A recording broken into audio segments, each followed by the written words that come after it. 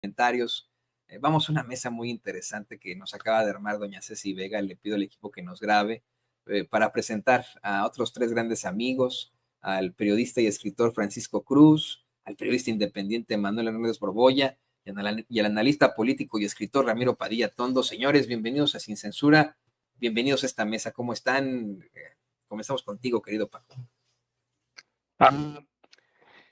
Toño, muy bien, muchas gracias. Buenos días a Ramiro, a Manuel, buenos días, buenos días todavía. Toño, sí, aquí estamos para lo que tú digas a la hora que sea empezamos, pero mientras les dejo un abrazote antes de empezar. Un abrazote, compañeros. Manuel, ¿cómo andas? Hola, ¿qué tal? Toño, Paco, Ramiro, ¿cómo están? Un gusto compartir aquí mesa con ustedes. Y pues aquí estamos ya listos para comentar algunos temas. Ramiro, amigo, ¿cómo andas? Hace rato mencioné al troll ese que nada más te metes y se mete también aquí, que está enamorado de ti. No es el único, tengo mi grupo de seguidores homoeróticos, los amo a todos ellos, ¿no? Un saludo al maestro Paco Cruz y al Che Guevara, mi querido Manuel Hernández Borbolla, excelente guitarrista, poeta y de todo tiene Manuel, ¿no? Pues algún día hay que escucharlos, compañeros, y pues vamos a hablar de lo que está pasando acá en Estados Unidos. Nos propone un tema muy interesante, pues me parece que es el mismo querido Paco Cruz, de cómo es que si bien Donald Trump endureció sus políticas migratorias en su primer mandato, la verdad es que la cifra de deportaciones fueron menores que en las administraciones anteriores. Yo explico esto en varias vertientes y comenzamos contigo, Paco. En primer lugar, que se cruzó la pandemia y le fue imposible al ICE seguir realizando las redadas, pero de que hubo redadas y redadas muy infames, vaya que ocurrieron. Aquí en Missouri hubo redadas en las pollerías y muchos niños se quedaron pues huérfanos de estricto sentido porque les deportaron a ambos de sus papás. Ellos se quedaron como ciudadanos estadounidenses aquí y hasta dieron, muchas declaraciones ante los medios de comunicación.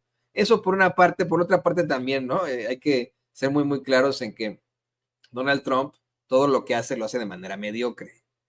Entonces, pues va a intentar hacer las deportaciones ahora, si tú quieres, pero todo va a ser de manera mediocre. Ayer nos advertía el incansable activista Jorge Mújica que los agentes de la ICE, o sea, sí, hay que tenerles miedo, lo que usted quiera, y enfrentar al toro por los cuernos, pero pues que son muy huevones, ¿no? Que les gusta trabajar sus 40 horas a la semana y se acabó.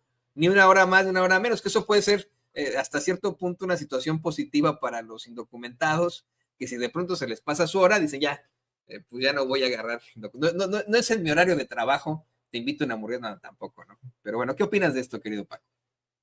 A ver, mira, Toño, Ramiro y Manuel, no, yo voy todavía más atrás. Tú sabes, yo viví más o menos 15 años en Estados Unidos, a partir más o menos de 1981. Viví 15 años en Estados Unidos y siempre ha habido redadas, siempre. Yo recuerdo en 82 tenía un amigo mexicano viviendo en Chicago, lo agarraron 3 veces y a los 5 días estaba de regreso en Chicago. Es decir, siempre ha habido redadas, pero no voy a ir a los 80, sino, por ejemplo, a la presidencia de Bill Clinton. Si de pronto hablamos, y qué bueno que hablemos de Donald Trump, que es un desgraciado fascista, sionista, nazista, todos los calificativos le caben. Vayamos al gobierno de Bill Clinton, que abarca la administración completa, por ejemplo, de Ernesto Zedillo Ponce de León. Estaba revisando las cifras de deportaciones en el gobierno de Clinton y llegan casi a 12 millones en 8 años. Zedillo nunca dijo nada, Salinas nunca dijo nada. Claro, los tenía a Salinas, le tenía la bota en el cuello por el fraude, y ese es uno de los acuerdos de Salinas con Clinton, no decir nada y permitirle todo. Y con Zedillo, pues ni digas, le prestó nada más, sin autorización del Congreso, porque no tuvieron que recurrir al Congreso, $50,000 millones y le empeñó el petróleo le empeñó el petróleo, no solo 50,000, pero 50,000 le dejó y Clinton se cobró directamente de los ingresos petroleros. Entonces estaba haciendo cuentas y en los 8 años de Clinton, más o menos 12 millones de indocumentados fueron regresados a sus países, la mayoría México ciertamente, y en el gobierno primero de Donald Trump no llegó a 2 millones la cifra en los 4 años.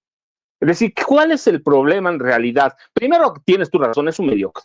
Segundo, que es un tipo beligerante, un tipo estridente. Y es un tipo más agresivo verbalmente hablando, y eso es lo que hace, le da mayor poder a Donald Trump, su lenguaje de abusivo, su lenguaje de abusador. Entonces, eso lo hace más estridente, pero ¿es más peligroso verdaderamente que otros presidentes? No, es lo mismo, va. Sí, hoy hay una tendencia que recupera la extrema derecha, la derecha nacionalista, y se regocija en el mundo más o menos esta nueva llegada de Donald Trump, sobre todo por quienes están atrás, a personajes nacionalistas, con mucha tendencia al nazismo.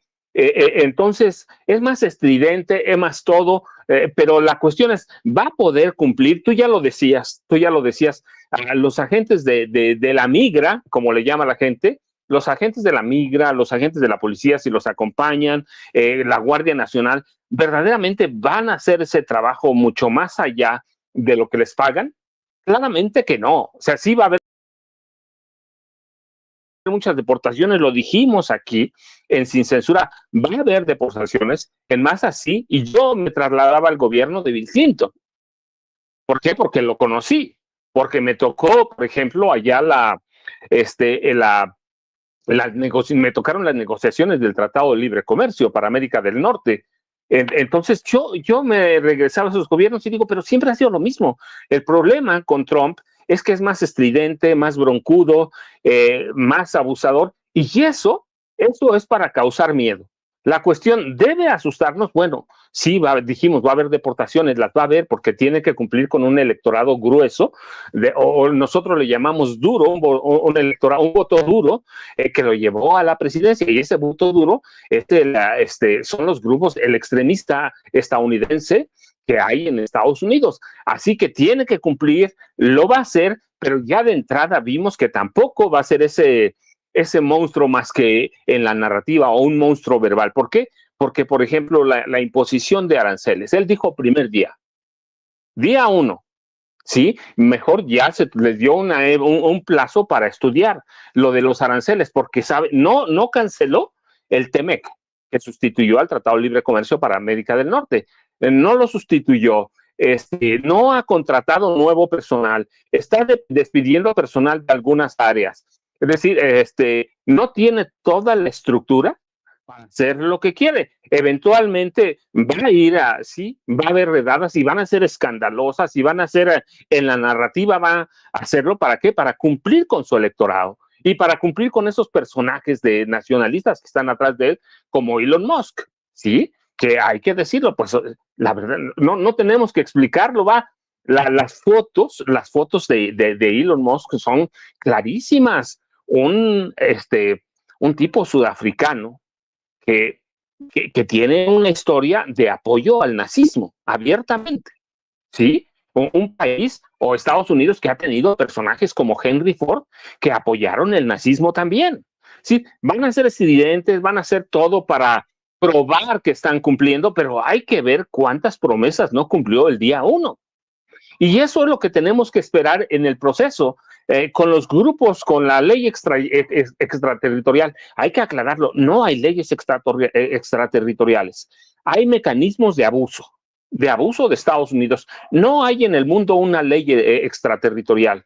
Las únicas medidas que se pueden tomar es a través de la ONU, cuando envía cascos azules, nos gusten o no. Estados Unidos no tiene mecanismos, no tiene leyes extraterritoriales. Son mecanismos de abuso de los países, y va a ser estridentes como esto de declarar a los cárteles del narcotráfico, grupos terroristas, puede intervenir, sin nunca hay que descartarlo, porque tienes a un loco en la presidencia que puede hacer cualquier cosa en cualquier minuto, depende la pesadilla o el sueño o lo que haya pasado por la noche o en la siesta que haya tomado. Así que hay que tener cuidado, pero yo te decía, nada más hay que ver sus primeras medidas. Ha contratado decenas de miles de agentes de la migra, literalmente hablando, que se necesitan para todas las redadas. Ya construyeron los campos de concentración, sí los van a recluir, seguramente va a haber, pero eso no es tan sencillo. Ya entregó los fondos para empezar a construir el muro. No es tan sencillo, sí hay que tener cuidado, hay que ocuparse de algunas cosas, pero la narrativa no la marca su estridencia. La narrativa la tenemos que marcar nosotros y empezar a ver las estadísticas de todo lo que hizo en su primer gobierno y lo que hizo en el día 1. Yo te decía, es bien importante que veamos que no suspendió el TEMEC, el Tratado de Comercio México, Estados Unidos, Canadá. No lo suspendió, lo van a estudiar y lo van a renegociar en el 26. Es decir, hay cosas que él mismo no va a poder. Y luego vamos a ver que ya empezaron algunas deportaciones, o vamos a ver ciudades, estaba viendo imágenes, por ejemplo, en Chicago, en barrios que conozco como La Villita, que están vacíos. ¿Por qué? Por temor, por miedo, lo que tú quieras. Sí va a pasar eso, y eso lo van a presumir mucho. Lo otro, pues, es la deportación natural que se da. Va a haber una tragedia humanitaria en este país. Yo todavía tengo mis dudas, Yo digo, nada más hay que ver, cuando hablamos de muchas cosas, deportaciones, declaratoria de los cárteles como grupos terroristas, hay que ver la deuda de Estados Unidos. Cerca de $40 billones. Necesitan ingresos. ¿Cuánto le puede dejar la imposición de aranceles a México? Y luego, ¿cómo los van a imponer? Hay productos que entran 2 o 3 veces en el proceso de la terminación. ¿Cómo le van a hacer? Va a ser una locura, él lo sabe. Seguramente pueden hacer algo gradual a partir de 5%. Pero eso es ¿para qué? Pues para apantallar a los tontos. O sea, sí hay que hay que ocuparnos, no preocuparnos, no tenerle miedo, porque lo que está haciendo, bueno, pues vamos a terminar como Justin Trudeau. Y luego hay que recordarlo, ¿cuántos gobernadores lo demandaron ayer? 22 gobernadores lo demandaron por violar principios constitucionales, por los cambios, por los decretos presidenciales. Entonces hay que tener mucho cuidado y hay que advertirle a la gente mucho, la narrativa no está en las redes sociales. Las redes sociales, controladas en mucho también por Elon Musk, mira, un fascista que permite a todos los grupos extremistas la creación de millones, y ahí sí literalmente hablando, millones de bots. No, hay que tener cuidado, es decir, la narrativa no está en las redes sociales, ni en los viejos medios de comunicación de México, que sí le van a hacer ruido, que sí van a ser estridentes, pero con toda esa estridencia, son irrelevantes. Entonces hay que tener mucho cuidado y no decir, no va a pasar. Puede pasar, sí, cuando tienes a un loco controlado, a un títere como Donald Trump, controlado por un titiretero como Elon Musk, y luego abajo un grupo de marionetas que al servicio de Trump, hay que tener cuidado. Pero tampoco los locos tragan lumbre. Los borrachos, dicen en mi pueblo, tragan lumbre. ¿Por qué? Yo te explicaba lo de los aranceles. Él dijo, y muchas veces lo dijo, a partir del día 1, 25% Canadá, 25% a México y China y todo. China no había dicho nada y ya empezó a despertar. El mismo Canadá. Justin Trudeau empezó a despertar tarde, pero lo empezaron a hacer, pues si tienen cómo dañar también a Estados Unidos. Entonces, ¿qué hizo Trump? No, bueno, lo vemos en una semana o 10 días o 2 semanas. Y así la va a ir llevando. Porque es un loco estridente, es un fascista estridente que quiere controlarnos a través del miedo. Entonces hay que tener cuidado, hay que tomar precauciones, pero no hay que irnos con la narrativa de las redes sociales, son incendiarias y que además en muchos están controladas no por una persona que además es como controla cientos de granjas o decenas de granjas de bots. Así que yo me iría con mucho cuidado. Yo te decía, hemos tenido presidentes, bueno, Estados Unidos, con los que lidiar. Y no hablemos, no hay leyes extraterritoriales, no hay. Estados Unidos tiene mecanismos de los que abusa, ¿para qué? Para espiar, para ocasionar guerras, para ordenar incursiones militares ilegales, y eso lo usa para espantarnos. Y seguramente a mucha gente va a espantar y a mucha no lo va a espantar. Mucha gente del PAN, del PRI, la derecha extrema, se van a sumar a él. Pero esa no es la narrativa y eso no es lo que ocurrió en el día 1 ni en el día 2 de la presidencia de Donald Trump. Yo digo, hay que ocuparnos, hay que tener ahí las precauciones, pero hay que ver objetivamente lo que sucedió en los primeros 2 días y luego hay que ver hacia atrás en las administraciones de Estados Unidos. Demócratas y republicanos son unos desgraciados los dos. O sea, no podemos decir que verdaderamente en el Partido Demócrata o en el Partido Republicano eventualmente pudiera existir una izquierda. Eso no puede pasar, no va a pasar. Los dos partidos están controlados por magnates que son los que hacen a los presidentes de Estados Unidos. Así que yo tendría mis cuidados viendo ya los 2 primeros días y yo revisé los datos hacia el gobierno de Clinton que me tocó conocer bastante bien y digo, no, pues Clinton era un desgraciado. Casi 12 millones en sus 8 años. Eso fue un promedio de 1.5, 1.4 millones de indocumentados expulsados por año. Pero no hacía ruido la prensa. ¿Por qué? Porque estaban bien controlados por Cedillo, por Salinas, por los políticos priistas, por los grandes empresarios de los medios de este país, que siguen siendo los mismos desgraciados que son hoy dueños. Así que yo pondría atención, pero yo decía, no hay que alarmar. Mira el comportamiento del peso mismo, ¿sí? Ya para estas alturas estaban soñando en la derecha que íbamos a tener un peso en 25 unidades por dólar. Está 20, 60, 20, 90, incluso 21, pero eso ya estaba en las proyecciones del Banco de México, ya lo había tomado en cuenta. ¿Sí? Yo digo, lo duro pasó el primero y el segundo día. Aguantó Claudia Sheinbaum Pardo, aguantó el ramalazo. El peso aguantó el ramalazo. Sí, de pronto puede haber vaivenes, puede haber peligros, pero los 2 primeros días nos deben decir mucho lo que va a ser la presidencia de Donald Trump. Un personaje estridente con locos atrás, de nacionalistas extremistas, dictándole lo que debe hacer. Y eso tampoco pueden hacer todo. ¿Por qué? Y eso nos puede gustar o no, pero mucha de nuestra economía y de la economía de ellos está ligada a nosotros y a Canadá, Toño. Y es que pareciera que llegó Trump, junto con estos locos de los que tú hablas, Paco, a de verdad incendiar todo el país, ¿no?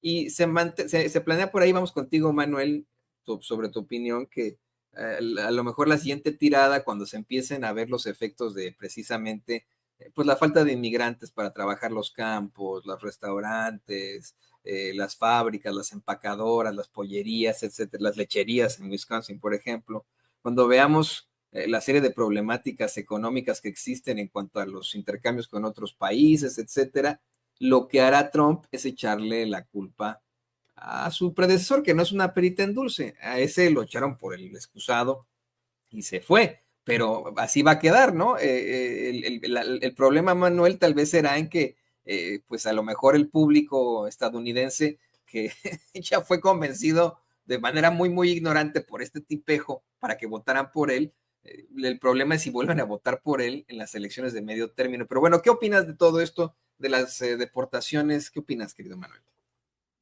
Sí, yo coincido mucho con lo que dice el maestro Paco Cruz. Realmente lo que va a buscar Donald Trump es hacer estridente y hacer muy mediáticamente visible el tema de las deportaciones, aunque haya habido otros presidentes como el caso de Bill Clinton que mencionaba, pero también el de Obama, que también tuvo un número muy importante de deportaciones durante su mandato y que no se habló tanto del tema, pero digamos sí lo va a buscar hacer muy estridente porque a final de cuentas, además de las deportaciones, lo que busca Trump y el fascismo internacional, pues es movilizar a su base social a través del odio a los migrantes. Ese es realmente el proyecto fascista de nuestro tiempo. Lo vemos también con el AfD en Alemania, ahí donde Elon Musk ha sido muy, muy cercano al partido neonazi en Alemania. Ahí lo vemos con sus saludos neonazis en la toma de protesta de Trump. Y me parece que más allá del tema de las deportaciones, ese es uno de los principales obstáculos, ¿no? O sea, realmente cómo ya era fascista Trump desde 2016, eso lo tenemos muy, muy, muy claro quienes hemos seguido este asunto desde hace unos añitos, pero digamos, este grado de descaro, de nazismo con el que ya se están soltando el chongo en Estados Unidos, pues sí es preocupante, porque precisamente no son solo el tema de las deportaciones, sino cómo se van a dar estas deportaciones. Hay que recordar que en su primer mandato, eso sí hizo Donald Trump, fue por enjaular a niños en campos de concentración, hay por ejemplo en Eagle Pass, entre otros lugares, creando una tragedia humanitaria similar a lo que, o digamos, de las mismas proporciones de violaciones de derechos humanos que lo que ha ocurrido en lugares como Gaza, en Palestina, ¿no? Es decir, a muchos ya se les olvidó cómo se enjauló a niños como si fueran animales, en donde muchos de ellos fueron abusados sexualmente, fueron incluso contagiados por enfermedades de transmisión sexual, por funcionarios que trabajaban dentro de estos campos de concentración. No se les llama así en la prensa corporativa ni en la prensa hegemónica, pero eran campos de concentración, similares a los que en su momento instaló Hitler con los judíos en la Alemania nazi. Entonces, fíjense todas las paralelismos históricos que estamos viviendo con este repunte del fascismo y de los neonazis en Estados Unidos en la época de las redes sociodigitales. Ahora una de las mayores redes, en el caso de Twitter, ahora nombrada X, pues ya nada más le falta que vayan a hacerle un rediseño a la X y que le empiecen a poner otros, otros palitos a la X para convertirla en una esvástica al estilo del nazismo. Ya si estamos viendo al presidente no oficial, Elon Musk, saludando al estilo de Hitler, pues es evidente que hay una competencia en Estados Unidos entre algunos oligarcas, como el mismo Elon Musk, para competir por el título del Führer hoy en Estados Unidos. El otro, pues evidentemente es Donald Trump, con toda su bravuconería, que desde luego que hay muchas fintas en estos temas.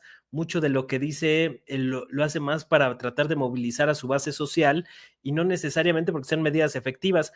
Por eso ahora lo vemos, por ejemplo, hablar menos del muro, que pues fue un absoluto y rotundo fracaso durante su administración. La vez pasada, en su primer mandato, no llegó a ningún lado el tema del muro. Todavía lo llega a manejar por ahí de repente como para que no se olvide en términos simbólicos, pero no pasó absolutamente nada con su famoso muro, a pesar de los recursos y de toda la propaganda que se hizo en su primer mandato. Entonces hay que tener, hay que tomarse con mucha cautela mucha de la bravuconería que suele escupir el fascista Donald Trump, porque digamos, a pesar de que revela mucho de sus intenciones, como el hecho de querer pues echarse al bolsillo Groenlandia, retomar el canal de Panamá y demás, pues hay mucha bravuconería de por medio, ¿no? Entonces también hay que dimensionarlo adecuadamente. Me parece que hasta el momento las respuestas que ha dado el gobierno mexicano con Claudia Sheinbaum no han sido pertinentes, tanto en el tono como en la manera en que ya se está desplegando pues todo un programa intenso de protección a los migrantes. Esto lamentablemente no va a impedir que muchos paisanos vayan a ser deportados o vayan a ser vulnerados sus derechos, pero digamos es una estrategia de contención. A mí la parte que más me preocupa pues es precisamente el tema de la violencia en México. ¿Hasta qué grado? Tengo algunas dudas. No sé hasta qué grado Donald Trump vaya ahora sí a controlar a los aparatos de inteligencia, a sus agencias.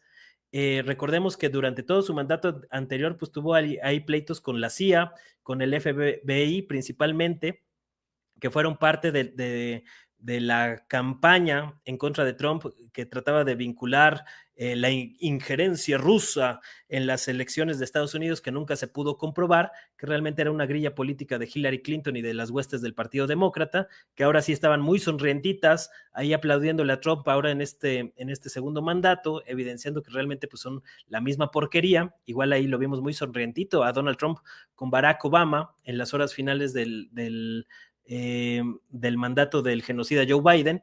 Entonces hay que tomarse las cosas con cautela, pero sí me preocupa este tema, por ejemplo, del embajador, que ha pasado ahí un poco subrepticio, el embajador Ronald Johnson, boina verde, agente de la CIA, experto en operaciones encubiertas y en balcanización, como ocurrió con el tema del Salvador, donde también le abrieron las puertas.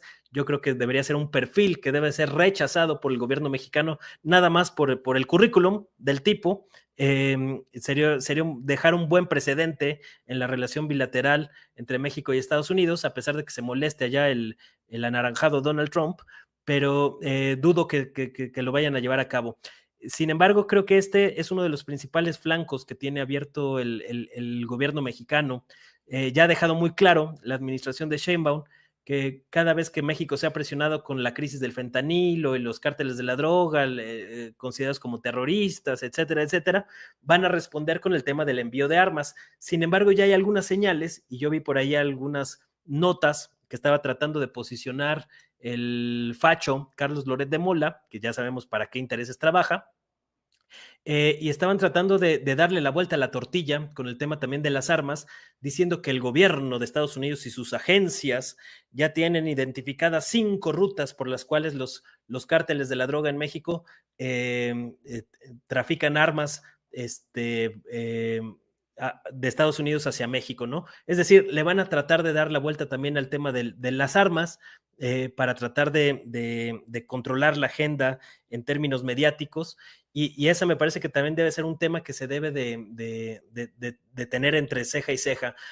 Yo no descarto que vaya a haber crímenes de alto impacto, explosiones, coches bomba, como los que ya empezamos a ver en Guanajuato y en Sinaloa en los últimos meses. No descarto que vaya a haber más actos de esta índole para tratar de alimentar el tema del terrorismo, y por eso creo que México tiene que tener mucho cuidado con esas operaciones encubiertas de las agencias estadounidenses. Pues todavía seguimos padeciendo la violencia que detonaron en Sinaloa con la captura de Ismael Mayo Zambada. Entonces creo que ese es uno de los principales focos de riesgo que tiene México, más allá de todo el tema comercial, y que hay que estar muy atentos a esa situación y ver cómo contrarrestar muchas de estas operaciones encubiertas. No es la primera operación encubierta que realizan las agencias. Ahí está la masacre de Allende en Coahuila, donde los Zetas arrasaron prácticamente todo un pueblo en uno de los episodios más violentos y cruentos de la dichosa guerra o la famosa guerra contra el narco de Felipe Calderón y Genaro García Luna, que realmente pues, sabemos que fue todo un proceso de simulación, y que este acontecimiento lamentable de la masacre de Allende, pues fue detonado precisamente por la mano de la DEA. Fueron los que realmente intervinieron y detonaron esta crisis, como lo documentó en su momento la periodista Ginger Thompson en ProPublica, en un extenso reportaje que documentó cómo estas agencias han intervenido durante mucho tiempo para generar desestabilización. Ese es uno de los principales proyectos del imperialismo estadounidense, y que hay que ver hasta qué punto Donald Trump va a estar dispuesto a llegar a estos extremos. Sabemos que es un patán, un bravucón, y que va a estar presionando por esas vías. Entonces hay que tener muy, muy en cuenta cómo han operado durante mucho tiempo para ver en qué términos responderles. Creo que a pesar del panorama adverso, México y la presidenta Claudia Sheinbaum están muy bien blindados por ahora. No hay como forma de que les vayan a poder dar un golpe de estado fácil. Me parece que la batalla que se ganó el año pasado con la reforma al Poder Judicial la deja muy bien blindada ante un intento de lawfare o de guerra judicial, como han hecho en otros países, y tampoco la va a tener fácil Donald Trump a la hora de tratar de desestabilizar México.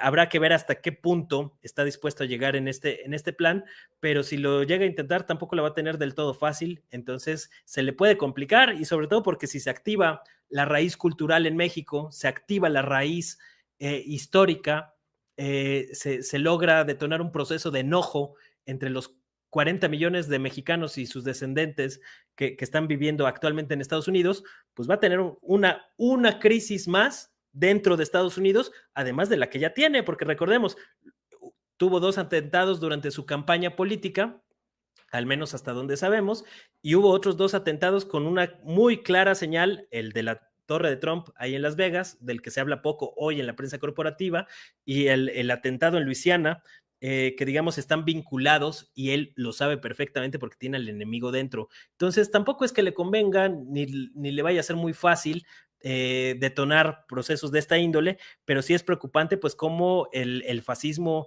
en Estados Unidos está deschongado, ya no ocultan sus filiaciones políticas, y esto me parece que puede generar y detonar una gran crisis en Estados Unidos, que yo no los veo muy lejos de hacer implosión en el futuro cercano. México tiene que estar muy consciente de cuál es el momento histórico, en dónde estamos situados, para responder en la medida pertinente. Entonces me parece que hasta el momento el gobierno de Sheinbaum lo ha hecho bien, y hay que ver cómo se van dando las cosas en este primer año de Trump, pero si ya sobrevivimos al primer mandato, no veo por qué no podamos salir avantes en un segundo periodo con este repunte del fascismo en Estados Unidos.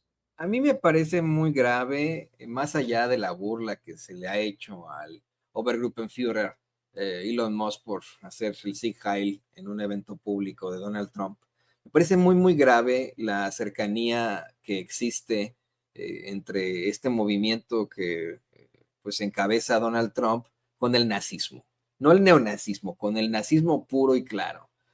Como bien lo mencionaba Manuel, efectivamente fueron campos de concentración en donde metieron a esos niños. Antes de que se diera esta tragedia humana que fue el genocidio, que es el genocidio perpetrado por el Estado de Israel en la Franja de Gaza al pueblo palestino, que viéramos niños descabezados, mutilados, asesinados, que viéramos el infierno en esta tierra de esta forma.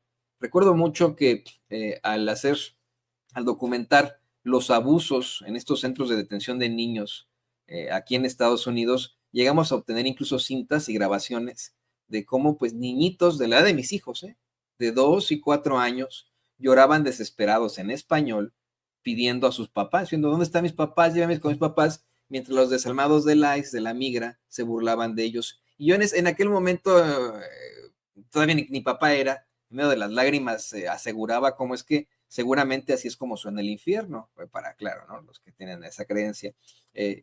Pero creo que se ha venido replicando una serie de factores claros que relacionan, y eso te lo quiero preguntar a ti, Ramiro, a Donald Trump y su movimiento con el nazismo. Nunca ha rechazado a los neonazis estadounidenses, nunca ha rechazado al partido neonazi estadounidense, por mucho que le han pedido incluso entidades hasta sionistas que le han pedido que por favor rechace a organismos que tienen que ver con el neonazismo acá en los Estados Unidos, se ha negado a hacerlo, al mismo tiempo que, bueno, pues tiene ahí a su Obergruppenführer Elon Musk, que como bien dice Manuel, podría ser más bien el Führer, ¿no? Haciendo el saludo nazi y simpatizando absolutamente con los neonazis alemanes, con todas las situaciones que tienen que ver con los nazis. Miren, les quería de hecho hasta mostrar este tweet que ya alcanzó en estos momentos 277,000 likes. Es un tweet que emite un personaje que se identifica como el Anime Guy, ¿no?